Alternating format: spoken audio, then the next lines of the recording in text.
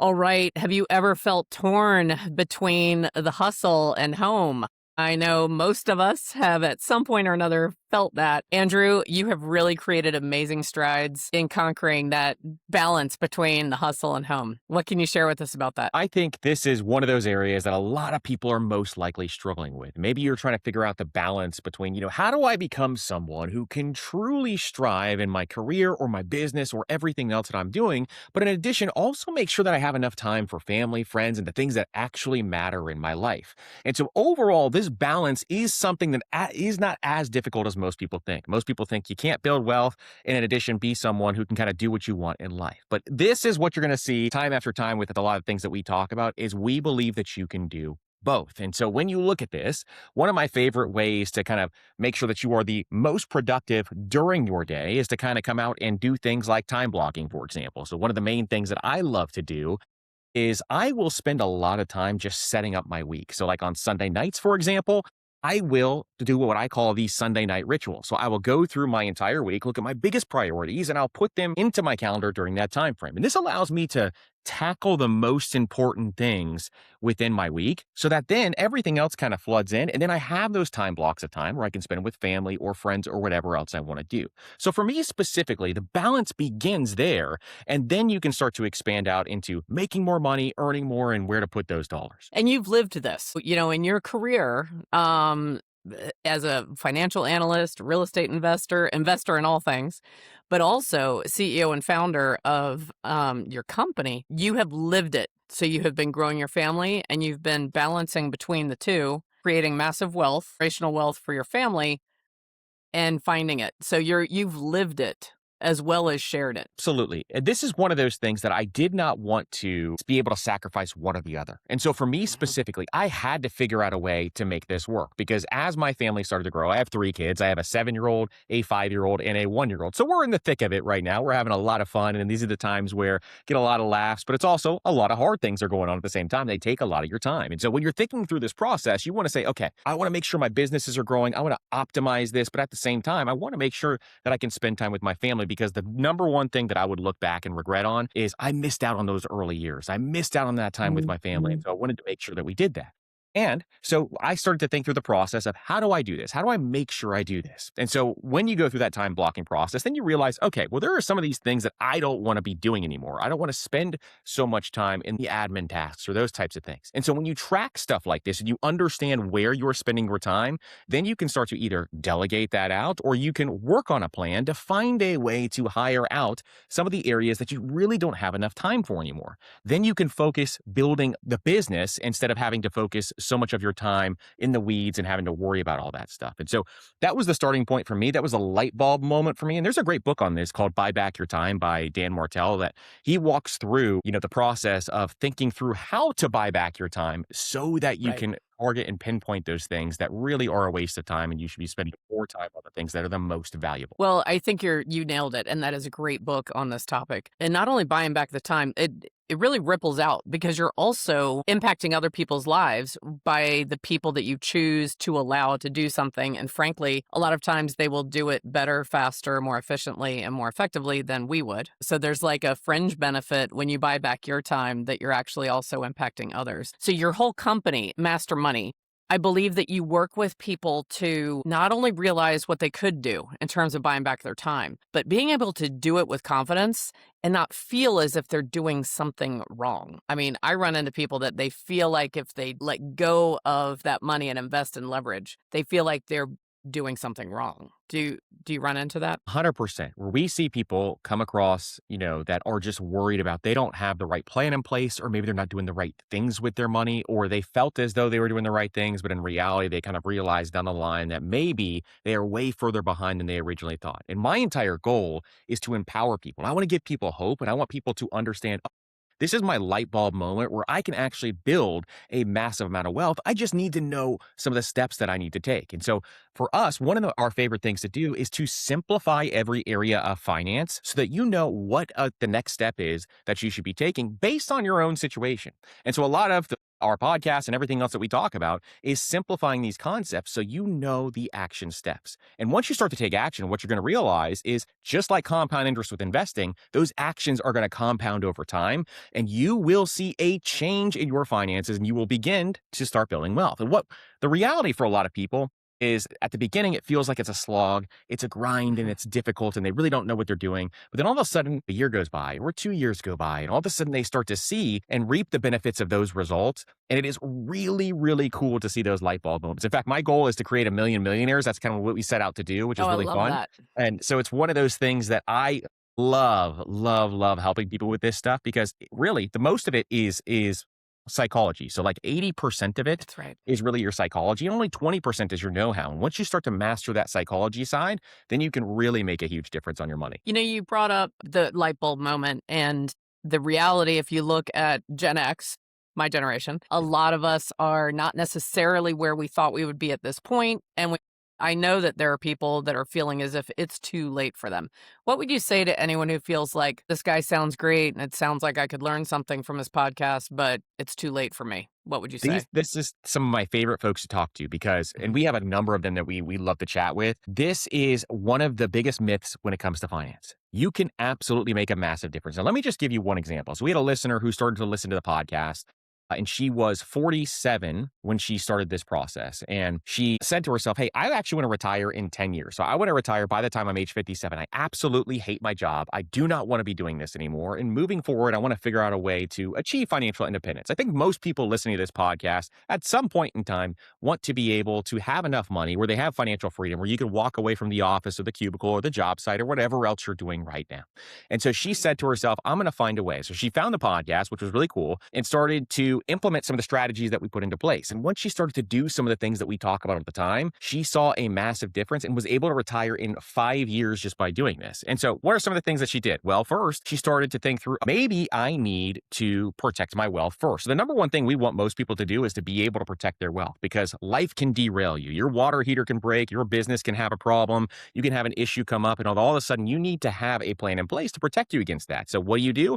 You have something like an emergency fund on hand. So we call it the 1-3-6 method, where you save 1 month of expenses, then you pay off high interest debt, then you save up 3 months of expenses, and then eventually you save up 6 months of expenses. It's going to allow you to protect you against life. Now, why do I say 6 months of expenses? Well, the reason for that is job loss. It is 2026. There's a lot of changes in the job market right now. If you ever lost your job, you want to have enough time on hand to be able to find another job that was also be a job that you actually enjoy or something you want to do. You don't want to just rush to find the first job that's available to you.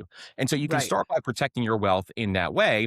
And once you get to that 3 months of expenses, one of the things we want you to do is as you're starting to build towards that 6 months is then you get the ball rolling on investing. So a lot of folks out there who are starting late, maybe you have children, maybe you don't, but if you do have children or maybe you have aging parents who are depending on you or folks in your life who you feel as though you're just getting stretched really thin and you're like, how do I even find enough money to invest? Well, one of the Right. things you want to do is make sure you follow what we call the oxygen mask method. So when a plane is going down, what do they usually tell you to do? They say, put on your oxygen mask first, then you Right. can help out other people. And so the same thing goes with your money. You want to take care of your own retirement first, then you can help out other people. There are no loans for retirement. And if you have kids and you're helping them with college, or you're helping them with, their mortgage or their rent or whatever else, all of a sudden they're going to have to take care of you in retirement if you don't have enough money saved up. And so you want to make sure that you are prioritizing your retirement before some of these other expenses. Now, I know that sounds harsh and I know it's difficult, especially when you are looking at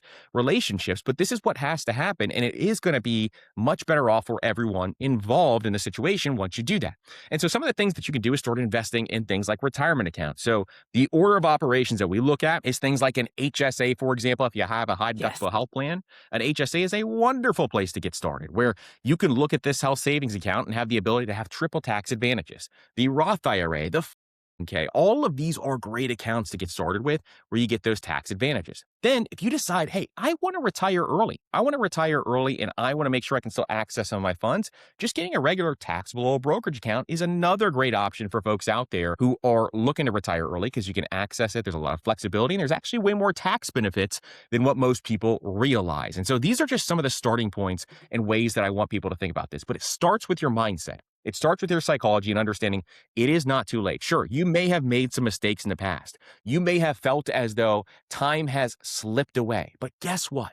It is never too late. And I want every single person to know who feels behind that you can do this. And if you get started today, all of a sudden, what you're going to realize is taking that first step is going to begin to compound. And this snowball will grow, and you will be in a much, much better situation if you start today. You made me think about, with that particular example, that we overestimate what we can do in 1 year and we underestimate what we could do in 5. And so the example of your client where she actually wanted to create so much change, you mentioned she accomplished it in 5, and you probably really blew her mind that she was able to cover that much and build that much in a shorter time frame than she thought possible. And it really just exactly right, because it really just comes down to your mindset and what you truly believe can happen. And a lot of times this sounds like woo woo or rah rah. And if you're saying to yourself, well, I don't really have enough extra income on hand. Well, what she did was she focused her time and energy on actually increasing her income. And so one of the things There she you did go. right away was she started to negotiate her salary. She started to find ways to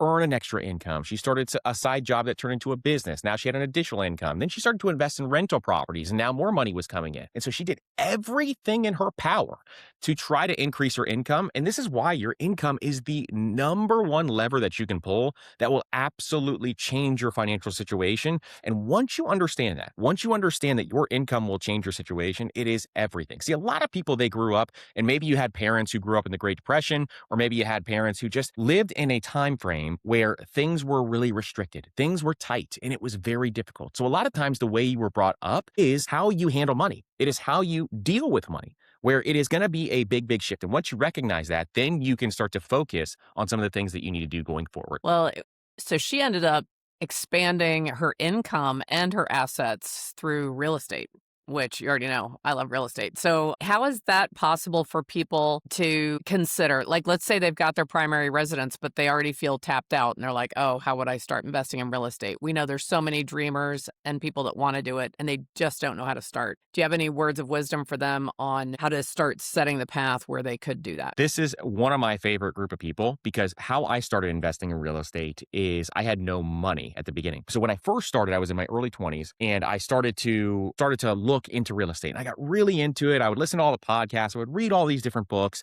and I was so interested in real estate. And I was like, I got to do this. And so a lot of my money was either tied up in the market or in a 401k or something like that. So I said to myself, well, I don't want to pull out of those accounts. I want to figure out how to do this and allow compounding to continue on.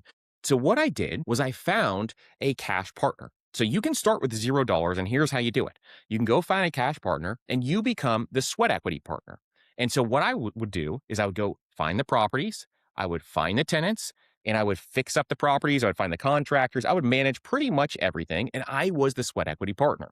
So the first deal we did, I only owned 20% of the property, but I was doing all the work. They brought the cash to the Right. table and I owned 20% and they owned 80%. And obviously that's a great deal for them because they wanted to be able to, invest in real estate. And so they started that process there. But then as we got to know each other, then the second property was 25 to 30%, and the third one was 35 to 40%. And we started to build this relationship where they had trust in me. And we got to a point in time where we were 50-50 partners after we started to acquire more properties and more housing. And so for folks out there who have no money, they may say to themselves, well, I don't know where I can get started. If you can find someone where you could be the sweat equity partner and they can bring the cash to the table, that's a great option. Another great option out there is things like wholesaling. Now, obviously, you have to know how to run the numbers. You have to know kind of what you're doing, but this is where you are a person who is the middle person between a buyer and a seller. And so when you're looking at this, you can go find sellers out there who are looking to sell their house. You become the person in between where, let's say, for example, the house for easy math is $200,000. And you say, okay, I'll find you a buyer for that $200,000 house. You find the buyer says, I'll buy that house for $220,000. You make the difference. You make the $20,000 difference based on that. That's another way to get into real estate or to make some money as someone who doesn't have much money at all. And so there's creative ways to come up with investing in real estate. And real estate is honestly a creative endeavor. There's a lot of creative and cool things that you can do with it. And it's Right. just coming up with those ideas and getting started. That is the big key. For me, I had analysis paralysis. I waited for 2 or 3 Yes. years before I actually got started. And instead, I think the key is to get started because you will learn so much more from real estate university, which is in real life, than from books. Yes.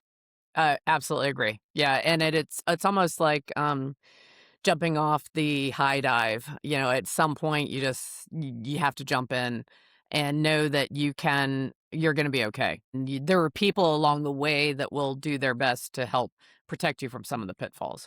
So that just Absolutely. it's remarkable. I would say too, find agents that work with investors.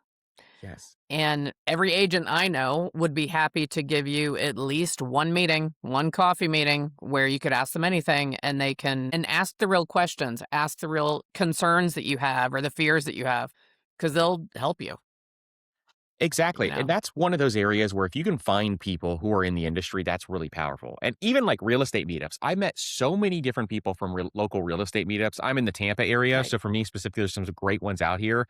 And there Mhm. was one specifically I can remember that I used to go to one. It's in St. Petersburg, Florida, if anybody's in that area. And it's this group of investors that meets in the back of a Denny's. And they meet there on Wednesday or Thursday mornings. I can't remember which day it is now, but Right. they would meet there every single week. And you'd walk in there, it just looks like a group of regular guys and gals that are kind of meeting together. And then all of a sudden they start to talk about their properties that they have. And one guy Yeah. comes up and he starts to have a conversation about how many units he had. And he had over 2,000 units. This guy looked like he was completely homeless. He had holes in his shirt. Yeah. He had this long, scraggly beard. He had flip Right. flops on. It just did not look like he was wealthy at all. And he was very wealthy just from kind of having these conversations. All of a sudden you get back in that room and there's people back there. Like if you've ever read John Shaw from Building wealth one house at a time. Like he has Yes. friends in there. He's in that area, and there's just so many Right. cool things that happen in these real estate meetups. But the amazing thing is, there's a lot of folks in there that are willing to do JV partnerships or joint venture That's partnerships, just right. like we're talking about That's here, right. where you can find money on hand. And you may say to yourself, "Well, I don't know where these meetups are." You can look online, and if your local area doesn't have a meetup, this is the best opportunity because you can host the meetup. And if you are the That's host right. of these things, all of a sudden every person in that room knows who you are and the opportunities will open up. The same thing goes for something like this, like a podcast where you meet Right. all these really cool people. If you're the host of the event, you meet all these really cool people and you can have conversations with them and pick their brain. And it is really, really neat what happens when you actually open up or the person who orchestrates the event. Well, one of the things I love about, well, investing in general and personal finance, which your podcast is the personal finance podcast, is that with real estate, it is open to everyone. And maybe you can't do it today, but someone will teach you what you need to do so you can do it. And you could probably do it much sooner than you believe. So I love your recommendations. Get into action and get into communication. So don't I sound bossy, but don't just sit in your house just reading the book or just watching this video. Start communicating, join that group, get out. The communication and the relationships, that is where you're going to turn over the opportunity. So just get into action and it's going to be amazing what could come for you. And the coolest part about these things is even when you're starting off, people want to help you. And they want to help Yeah, you in a way that, especially the real estate community, they want to help you in a way that is so powerful. Sure, there's some bad apples out there. For the most part, when you go to these meetups, they're all there to meet other people as well. They want to help you through the right. process. You can bounce questions off them. And some of these folks, like I said, the guy with 2,000 units, they are masters at real estate. And you can literally Yes. have someone that you could chat with on a weekly basis to help you through problems or questions that you may have. And it's one of the best free opportunities that are out there. So a lot of people, jumping back just to personal finance in general, I did notice when you were talking about the 136, you said you set aside the first thing, set aside 1 month's worth of your current living expenses, correct? Correct. And then start to knock down some of the high interest rate debt. Then get to 3 months set aside. So what, if not to belabor it, what I'm hearing you say is work on multiple fronts at the same time. You are assembling reserves, then you're paying down some debt, assembling more reserves, paying down more debt, assembling more reserves, and then investing. I feel like a lot of people, they feel as if they have to do one whole thing first. So like, okay, well, after I pay off all of my high interest debt and my old tax bill, then I'll start setting aside reserves. And then once I have the reserves, then I'll start. Have you noticed a lot of people want to compartmentalize rather than working on the multiple fronts almost simultaneously? You did set benchmarks, right? But is that an issue that you think prevents a lot of people from achieving their personal finance goals? I do, because what happens to a lot of people is if you do this in the wrong order, for example, like For example, I know people who will start by trying to pay off high interest debt. And so when they start in that order, all of a sudden what happens is they're trying to pay off this high interest debt. Maybe they're kind of living close to paycheck, or they're just kind of in this situation that's pretty difficult. And all of a sudden they start to pay this off, and then their car breaks down. And when their car breaks down, they don't have enough cash on hand, which causes them to go deeper into debt and derail the entire process of what they just did. And so we Right. started with breaking this up into chunks instead so people can actually make progress on their goals. So the 1 month is there based on making sure that you do not get your progress derailed. And the powerful thing about having 1 month of cash on hand is it reduces your stress and anxiety and allows you to make better financial decisions moving forward. Because you at least have that 1 month of cash on hand. And the amount that you need is going to be very different for each person, which is why we do it as a percentage of income instead of saying something like $1,000 or saving Right. $2,000 or $3,000. For each person, it's going to be very different. Some people I know spend way too much. Some people I know it's not way too much. It's great for them, but they spend, $20,000, $30,000 a month. And then some Right. people out there, spend $5,000 a month. And so the difference is going to be very, very different for each person. Then once they get that high interest debt going and getting that paid off, and we classify that as anything above a 6% interest rate outside of your mortgage, things like that. But it's mainly, credit card debt, personal Right. loans, those types of things that are really derailing your financial progress. That's what we want you to focus on. And getting those paid off is one of the most freeing things because guess what? Now you have more cash flow and you can take that extra cash flow, fill up the rest of your, emergency fund and reserves, and then get your dollars invested. We want you to split off once you get to 3 months, splitting off investments and cash reserves so that you Hmm. don't delay investing. I want you to invest as early as you possibly can. And it's hard to even delay it this long, but it is necessary in order to protect your wealth from being derailed at any point in time. And as we all know, when it rains, it pours. Every single Right. time it happens, it seems like 10 of them happen in the same month. Right. Yes. So having that, being prepared. But I love hearing that you can start building your wealth while you're addressing your current structure. I'll call it structure. So the debt or the way that you use your credit cards or you can start building your wealth and taking action and investing while you're also reducing that higher interest rate debt. Exactly, and that's the big key. I think for most people out there, if you delay too long and you have too much debt on hand, then all of a sudden you've waited, 10 years. What that 10 years is going to cost you $500,000 or more, depending on what happens. We just did a study recently Right. of a 25-year-old and a 35-year-old. If somebody at 25 started investing, they could start investing $500 per month. And the Hmm. 35-year-old start, at the same time at $500 per month, and they would lose out on $500,000 just from doing that. So it's a massive, massive difference there. And so all my Right. folks out there who are kind of trying to think through and tackle this, I want you to get invested as early as you possibly can, even if it's just small amounts of money over that time. I think it's phenomenal. When you were talking about the client, jumping back to her and where she wanted to retire and she hated her job, you and I both know there's probably people listening to you and I right now that also hate their job. Any other recommendations or like what any other insight you could share with someone who feels stuck, feels like I hate my job, but this job is what funds our current life and they're scared to step away. Any thoughts in that area? So you have way more options than you think you have. And I think for most people out there are some concepts that I want to introduce you to. So she did it with real estate and she did it with Mm. investing in the market a little bit as well. But real estate was the primary component that got her freedom quicker to be able to kind of do the next thing. And now she invests a lot more into the market long term and she kind of does the hybrid method. I'm the same way. I do the hybrid method where I invest in real estate, I invest in the market, and I invest in businesses. Now, businesses are an interesting one. This is one of the best opportunities that are out there, I believe, because a lot of Right. folks from like the baby boomer generation, for example, are retiring. And when they retire, they have to figure out what to do with their business. And most baby boomers don't even know that they could sell their business. But this Right. opportunity is a tidal wave that is currently happening right now where we are seeing businesses go up for sale. So an example of this would be, let's say a plumber has been a plumber for the last, 50 years. They're ready to retire. They don't have a retirement Right. plan in place. So they list their business for sale. Well, you can go and buy that business and they already have customers. They already have all the systems in place. They already have all these things available. And you can buy that business with something like an SBA loan, for example, which means you only have to Mhm. put 10% down and you can finance the other 90%. And so there's a lot of really cool things. It doesn't have to be a big business, it could be a small business. But there's a lot of really cool things just like that you can start doing. So business is another example.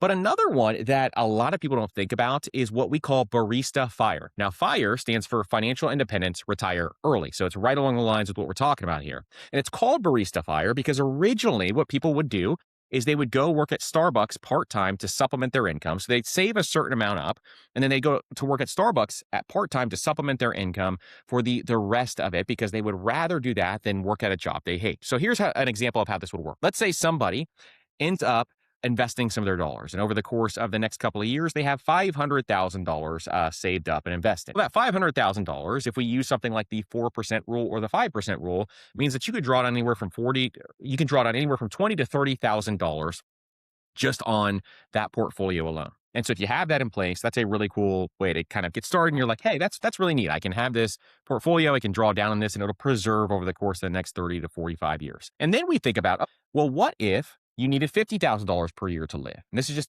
easy math. The numbers can be shifted around as we start to think about this.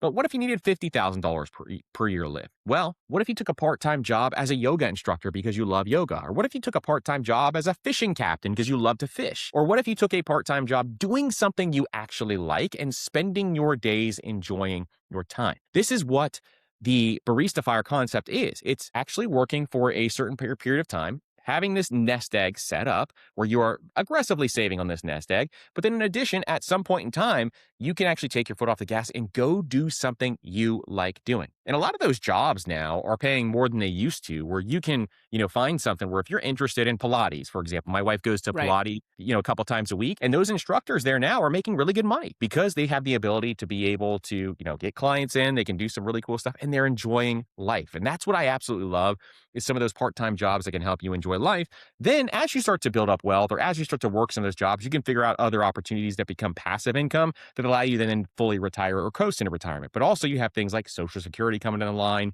and other things like that that will help you with that process.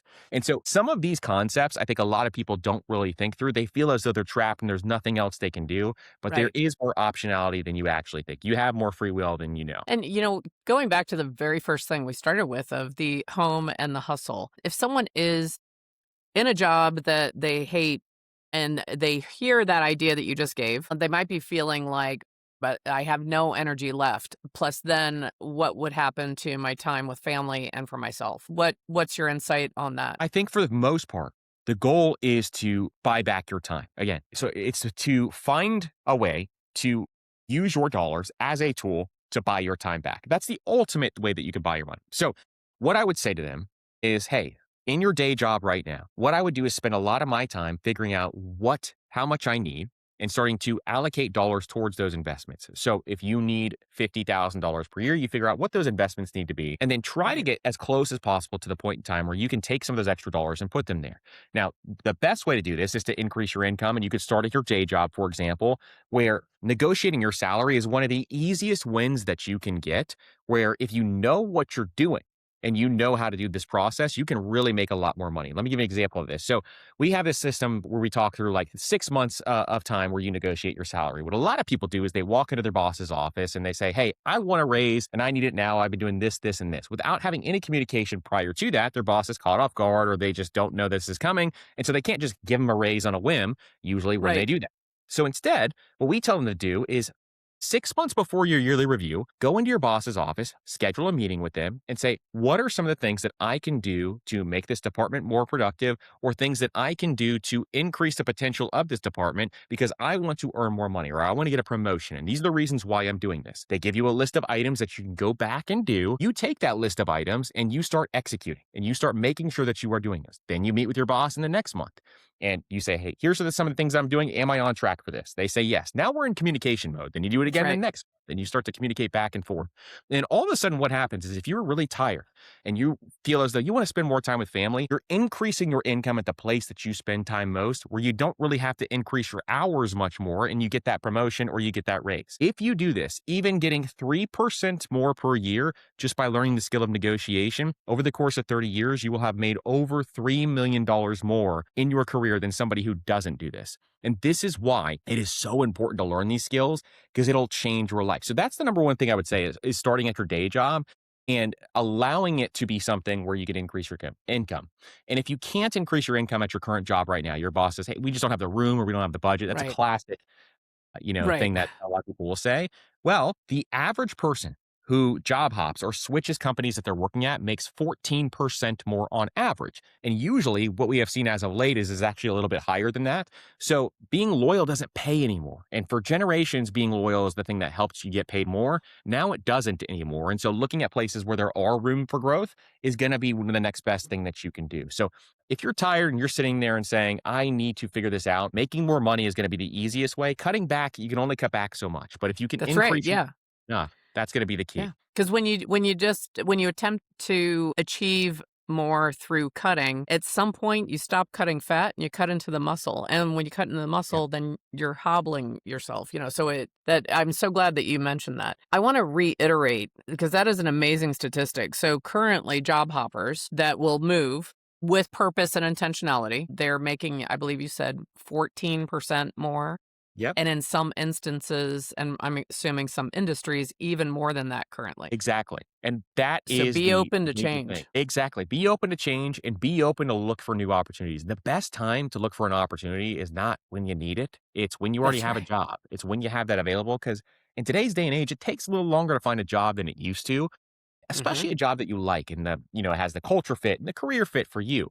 And so now is the time to start to network with people. Go to events in your industry. Go to those different things that really are going to help you meet more people because you need people to help you go up to bat. And that's going to be the big key when it comes to your career. So, Andrew, jumping subjects for a minute, how critical is where you live to your overall wealth building? I love this question. When it comes to where you live, it does make a huge impact. And in terms of, there are states that have really, really high tax rates that are going to make a big, big difference. So if you think of states like New York or California, there are states like Washington, there's states like even areas of like Chicago, for example, have Right. really high cost of living, but in addition, they also have high tax rates. And when we look at some of this stuff, or income can be cut in half just from living in a specific location. But when you have that high cost of living, you have to just run a couple of numbers to figure out what you want. People in California will say to me, well, I live in California, they tax me at 50%, but I am willing to pay that amount for these scenic views or what the water, or I love to surf or whatever else the reasons are. And so what I do believe is that you shouldn't just move for money. If your family roots are Right. there, the things that you're doing in life are there. Some people will say, well, I'm going to move to Puerto Rico because there's 0% tax. Well, in reality, what are you going to do there? How are you going to spend your days? How are you going to think about some of this stuff? But it does make a huge impact. And if you feel as though you don't have a ton of roots in a specific location and you want to move to a place that is much better off for your finances specifically, that is something you can absolutely do. And in our example of someone who maybe they just absolutely hate their job, their boss is a big jerk. They really, really don't want to be doing that anymore. Sometimes you can ask yourself, well, if I'm in New York City right now, what if I moved to a different state like North Carolina or Florida or even Alabama, or like you go somewhere else where the tax rates are significantly lower? Would you be happier doing that, moving to a place where the cost of living is much, much lower, taking on a job that is way less stressful, especially if you don't have those roots? So I think for a lot of people, this should be evaluated a little bit more. And Mhm. but just don't make the decision based on money alone. Make that decision based on lifestyle plus money Right. is the kind of the secondary or third thing. Right. It is something that I think can so we talked earlier about like Gen X, but I think a lot of Gen Zers are facing that right now where their income is not commensurate with the cost of living of where they grew up or where they have lived. So they're kind of there by default, attempting to make it work, and it's really cutting into being able to create a financial structure. Correct me if It I'm wrong, because I know it you know way truly more about this than I do.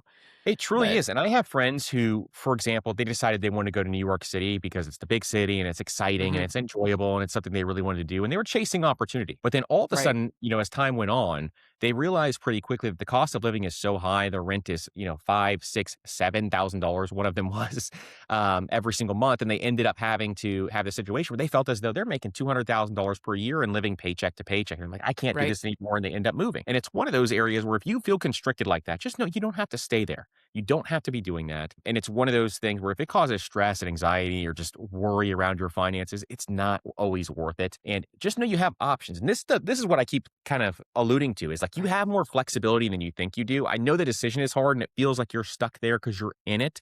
But if you zoomed out and somebody else looked at your life and was giving you advice, what would they say? They'd most likely say, I'd probably just get out of here if you don't have any roots or family members or kids that are in school or things like that. And I would probably go somewhere else and live somewhere else. Ask the company you're working at if you can work remotely. I just had a friend who did that recently. They were in a high cost living area. They asked the company, "Hey, I'm going to move to Florida. Can I just work remotely for you?" The company said yes, and they were able to make it work. So a lot more options than you think there are. Especially post-COVID, because a lot of companies were scared of hybrid or remote or, telecommuting, whatever. And now they're less scared and they have some evidence where they can make decisions and make an Exactly. offer. And I think most people are just worried about the ask, and they're worried like, what will the Yeah. company think if I ask this? But it's their job to say no. It's not your job to assume they're Right. going to say no. So it's just worth asking them and doing it in a obviously a Right. professional way, but in a way that makes sense for your career. Right. Because I think a fear too, especially if someone likes their job and their company, is they're scared that if they just by asking the question, they'll be penalized. Like they'll have less opportunity or people will feel like they're not all in, so they're scared to ask. But I agree with what you just mentioned of practice it. Think about how do you present it in a very diplomatic way that shows you're open and serious and yet that you're not being threatening and that you're still all in. But don't be afraid. Exactly. I think that's the big key. And too many people feel as though they're stuck when in reality they have more flexibility. Right. Yeah. I want to go old school. So jumping to the back of the racks. There's an old school method of if you just train yourself from a young age that you put 10% of every check that crosses your palm or every dollar, you put 10% away and save it. Is that still a viable system that people can use if they just want to start somewhere and they feel overwhelmed? Is that something that is beneficial or sustainable? Absolutely. Your savings rate actually has a huge impact on how soon you can retire. Now, that sounds obvious, but what I mean by that is let's say, for example, you decide, I want to retire over the course of the next 30 years. Well, if you want to retire over the course of the next 30 years, you have to figure out what savings rate you need in order to be able to do that. And the cool thing about increasing your savings rate or having that 10% or maybe it's 15 or 20 is that the more that you increase it, the less time you have to work because it's working in two different ways. One, it's lowering the amount that you spend every single month, but two, it's also increasing the amount that you're saving and investing so compound interest can work in your favor. So here's a great example of this. There is a chart that we have, and it's if you go to mastermoney.co/resources, we have that chart there. It's called the savings rate chart, I believe. And on that chart, what it has is a list of different savings rates. And it'll tell you, okay, well, if you save 10% of your income, you're going to end up having to work for at least 45 years. If you save 20% of your income, this drops all the way down to 28 and a half years. If you save 25% of your income, and it goes kind of down the list, which is kind of cool. And one of the things that people, when they start to realize the simple math behind this early retirement is one of the ways that I like to look at it. And one of the things that people start to realize is, oh my goodness, if I save 40% of my income, I could retire in less than 2 decades. Well, if I do that, how would I do that? And they start to try to think through and calculate, okay, well, if I increase my income here, maybe I cut out a couple of things here, or maybe I just pay off my car so I don't have a car payment here. And all of a sudden I have this opportunity to be able to be financially independent way faster than I ever thought I could. And I love these kind of light bulb moments because most people will kind of think through this and say, okay, I can actually do this, or there's some ways that I can tweak my financial plan to make this work. And so my minimum for a lot of our listeners is the 20% savings rate, where we want you to save at least 20% of your income towards investments and or while you're building your emergency fund, it can also go towards your emergency fund because that gives you that 28 and a half year timeline. At a minimum, you're working less than 30 years if that's your goal. And then if you want to increase it as your income increases slowly, that's one of my favorite things to do. And in fact, for those of you out there who are like, I can only save 5% or 6% or 7%, here's my favorite exercise. Go and look at how much you're saving right now. And if let's say it's 5%, and say to yourself, okay, well, this month I'm going to save 6%. So I'm either going to cut back somewhere, I'm going to try to make a little extra income. Maybe I'll sell some things in my garage and be able to Mhm. have some extra income. And all of a sudden, what you're doing is you're increasing that dial by 1%. It's not that painful. In fact, once you start to realize this, it's not going to be a huge deal. And then all of a sudden, next month, maybe you increase it another 1%. And then maybe in month 3, you don't have enough extra right there. You had a couple of things that hit that really, aren't allowing you to increase your savings rate. But then maybe in month 4, it's another percentage point. And all of a sudden, over the course of the next 12 to 24 months, you're saving 20% by just slowly boiling that frog, slowly increasing the dial. And it's not as painful as it would be if you were just trying to rip off the Band-Aid and try to save as fast as you possibly can. Where some people, they go too quickly with their money, and then all of a sudden Right. they quit because it's difficult, it's That's painful, right. it doesn't feel good. And so instead, if you can slowly increase that dial and make it manageable and just stay disciplined with it, it shouldn't be too difficult. Then you'll be able to get to the point in time where it makes sense. And if you get stuck, if you're like, I cannot save another dollar, that's an indication that you want to increase your income there. That's the Okay. stopping point where you're saying to yourself, okay, well, now I have an income problem instead of a savings problem, and I want to increase my income at that point in time. That's why we like the 20% rule now, is because our goal is to try to get you to work less than 30 years if you want to. Now, if you're someone out there who loves your job and you're like, I'm going to work the rest of my life, then fine, you can have a lower savings rate if you want to. But if you want to work less than 30 years, I like starting at 20%. You know what I would add to what you just shared is that there's a difference in working 30 years because you have to and working 30 years because you want to. And that I think is a key difference. Meaning, if you follow what you're recommending and you have that 20% savings rate and you take the other actions, then at year 20, let's just say, you can leave the job you hate and you can do something you love, right? It's because you're not Absolutely. reliant on I have to make X to pay for Y. It gets you out of that trap. Exactly. And you can actually mathematically figure out, when you can leave that job. And you can mathematically Right. figure out some of these things that it's not hard math. It's just kind of a quick way to kind of look at this and say, my goodness, this is way easier than I thought it would be. And if I just am a little bit intentional with some of these choices, it'll change my freedom forever. And again, ultimately, we all want our time back. We want the ability to even if you're working your job, you want the ability to say, I don't need this job. I can walk away at any point in time because I saved enough and I invested enough for it to be in this point in time. Or I put enough into rental properties where we cash flowed enough to be able to walk away when we want to. And now you're working because it's optional because you want to spend your Right. time doing it instead of Right. having to wake up every single day and listen Yes. to a boss that you hate. That's right. So it's critical. I am curious your thoughts. This is a controversy or a point that will be debated. So there's what do they call it again?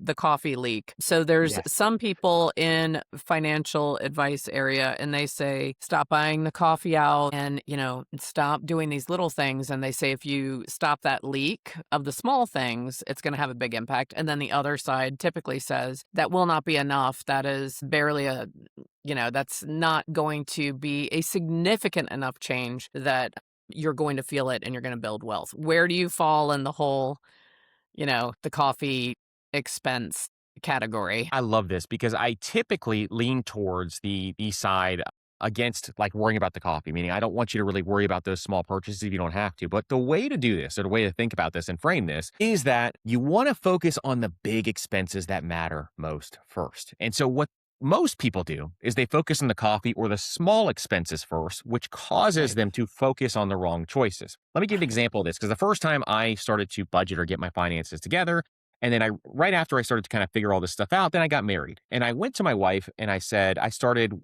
creating a budget, which she did not love at the beginning, surprise. Hmm. And so all of a sudden we had this budget in place and I started to come flying out the door and saying, hey, we're overspending on this, and this. And it was all these little tiny purchases.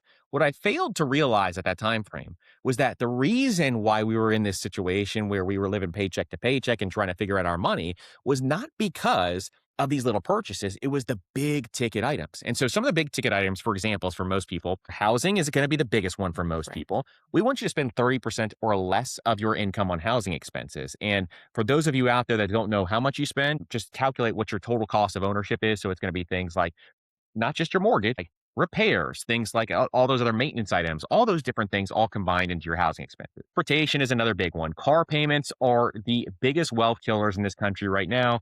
Most people are probably overspending on their cars. You'd be amazed at how many people I talk to and their car payment is between 1,500, 2,000, 2,500 now. It's just Yeah. absolutely crazy. And the prices of cars have gone up. That's a huge wealth killer. Your car, the thing that's sitting in your driveway, is most likely causing way more financial stress than your $7 latte. The third thing would be food. And it's not just your Oh grocery yeah. bill, although groceries are the biggest surprise for people when they start to add it up. They can't believe how much they're actually spending on a monthly basis. But it's more so the Uber Eats, the eating out, those types That's of right. things can Yeah. really add up as well. It's a huge impact on your dollars and what is going to happen there. And so those are three big ones. But also outside of that equation is going to be things like your asset allocation. What are you invested in? Because if you have the wrong asset allocation, for example, you could have a portfolio of 90% bonds and 10% stocks, and you are, 35 years old? Well, if that's the case, all of a sudden you are really losing out on the opportunity cost of a ton of money. And so things like that are huge. The interest rate on your mortgage, all those different things have way more impact than those $7 lattes. Now, if you've Right. mastered all of those, like all of those things are done and you've mastered all of them and you still are trying to find ways to save an extra 200 bucks a month and you go to coffee shops every day, sure, then you can kind of look at that and cut that out if you want to. But I want you to focus more on the things that you love and spend more on the things that you love. And if coffee is what you love, more power to you and spend less on Right. what you hate. If you master those big things, then you don't have to worry as much about the coffees. I think that's really great advice. And it is when you put it, I thought of if you focus on the coffees first, you're putting the emphasis on the wrong syllable. Like you're, it's still Yes. doing something, but it's not quite right. And it's not potentially not going to give you that benefit you truly desire. And it really will, like, if you have a long time horizon, it'll help. It really will. I mean, David Bach's latte factor, that's something that is true. But Yes. if you miss out and you focus on that, but you don't focus on the big stuff and you're going on, $20,000 vacations and you're going into debt because of them and like all these things are happening and you just are racking up a credit card, but you're cutting out the coffees, that's going to be a huge Right. deal long term. So that's where That's I think a right. lot of people Yeah. get backwards. Yeah, and yes, if you make that the badge of honor, like I've never spent more than $4 on a cup of coffee, but you're doing all the other things you just mentioned, just make sure that you're thinking that all the way through. Exactly. It's the big Yeah. things first, and then you can trickle down to the small stuff. And I call them $1 million money decisions, the big things, because when you factor in the opportunity cost or what the return would be if you invested those dollars, all of those are over $1 million in your lifetime. So just tweaking those and making sure those are correct, you can have millions of dollars more in your portfolio just by changing some of those big items, which is crazy. Well, I want to go back to you for a minute. So you're CEO and founder, and the podcast host on your podcast, right? So you've got your Yep. company, you have your podcast, and you're a speaker, right? And you have this family. So what's next for you? How do you keep yourself driving and making all of this happen? What can you share about how satisfying this has been for you? This has been one of the most rewarding journeys that I've ever had, and one of the cool things that we have gotten to do with some of the things that we've been doing lately is just changing people's lives and their finances for the better. So, like for example, we just had a person reach out to us, and it was a news network, and they came out to us and said, "Hey, there was this guy who we just interviewed who was completely homeless. They did not have a home. They were living out of their car. They found your podcast, implementing some of the stuff that you were teaching them on the podcast. They went from being homeless. Now they own a home. They're married. They have a family and kids. And it was the most rewarding thing. Like we get messages like this all the time, which is just one of the coolest things that we've ever seen overall. So for us, continuing on this journey to help as many people as possible with their finances is one of the biggest things that and most rewarding things for me. I think I was kind of born to do this, and it was Hmm. one of those aha moments when I got to start doing this that just changed my life forever. I was the 16-year-old in high school who was actually reading personal finance blogs in computer class instead of kind of doing what we're supposed to do in computer class. So it's just like I nerd out about this Right. stuff all the time. And it's just one of those areas that I absolutely love. So for me specifically, kind of going forward, I think a lot of it is doing more of what I love and less of what I don't enjoy. I've owned some Hmm. businesses that I recently sold that I did not enjoy doing whatsoever. And it's kind of one of those epiphanies that I've had where like, why am I not just focusing all my time and attention on the thing that I absolutely love, which is helping people with this stuff and being able to spend more time with my family. So we've even partnered like as of recent with NerdWallet. So NerdWallet and Okay, great. NerdWallet Wealth Partners. Hmm. We're launching another show for high earners, which is kind of cool. And so that's called Your Next Dollar too. So that just launched this week. So we're doing a lot of cool stuff I like love that where it. I'm staying in my lane now, where I want to stay and do some of this really, really enjoyable stuff. I do think you were born to do this. Like and it just the mission of creating a million millionaires. How serious are you about that? How do you track it? Is it something that impacts you? You think about it every day? Like, tell us more about that. It is one of the biggest impacts for me overall. Because I think what's happening here is we have a lot of listeners that are when they found us, they were younger, and we're seeing like all of a sudden we get these milestones that come up. So we have like this community that is like off the actual podcast and offline. So I can actually talk to people and chat with people. And in that community, people will kind of share their wins. And so people will start to share things like just hit my first 100K. We just had somebody say that this week. just hit like my first big milestones. And so we love tracking those in there. And then when people send me messages, I'm tracking kind of where they are on their journey. And we even try to follow up with them if we can. So now the cool thing is with like AI and stuff like that, I've used Claude and stuff to help me kind of track Right. some of the folks that I know have reached that millionaire milestone. And they try, I tell people to email me once they hit it because I want to see the progress over this time frame. So right now we're kind of trying to figure out all the different ways to track it. We're putting it all together in one. And so my goal is to kind of see how fast can we get there? How can we reach these folks who have maybe they just started, for the very beginning. Maybe they found us, Right. halfway in their journey or a quarter, three-quarters of the way in their journey. And it's been a really, really cool process on there. So my biggest thing is I want to be able to track it. That's 100% one of the big things I want to do. And so we've created this process to begin doing that, which I think is going to be super, super fun. But that's what gets me going. That's what gets me up every day because I know that anybody can do this if they just know the right things to do next. Well, it's really inspiring. If anyone is listening and they want to become one of those millionaires, they can reach out and start following the podcast, right? Yes. Personal Finance Podcast. Personal Finance Podcast. Yep.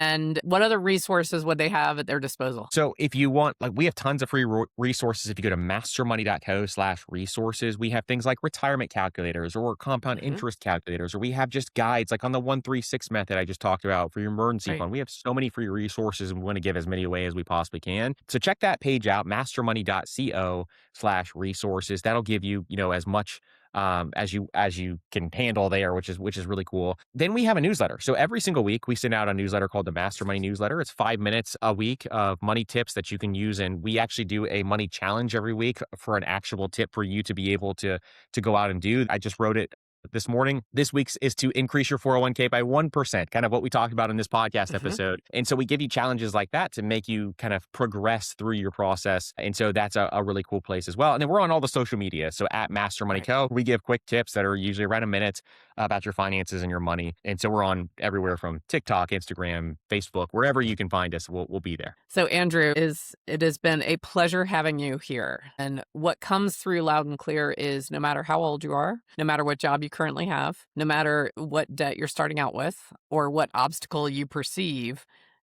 it's possible. And you can start from wherever you are. Absolutely. And that's our entire goal, is to teach people that that's the possibility that you have in place. And thank you so much for having me here. This has been such a wonderful conversation, and I truly appreciate it. Andrew Giancola, founder and CEO of Master Money and the host of Personal Finance Podcast, with more podcasts to come and more shows to come. Reach out. You're building that community. And if you want to be one of the millionaires impacted by Andrew and all of his work, make sure you connect. Thank you so much for being our guest. Thank you so much for having me. This has been wonderful. And if you're listening to this episode, I hope you'll come back for the next. Let us know your goals and your personal finance in the comments wherever you're consuming this podcast.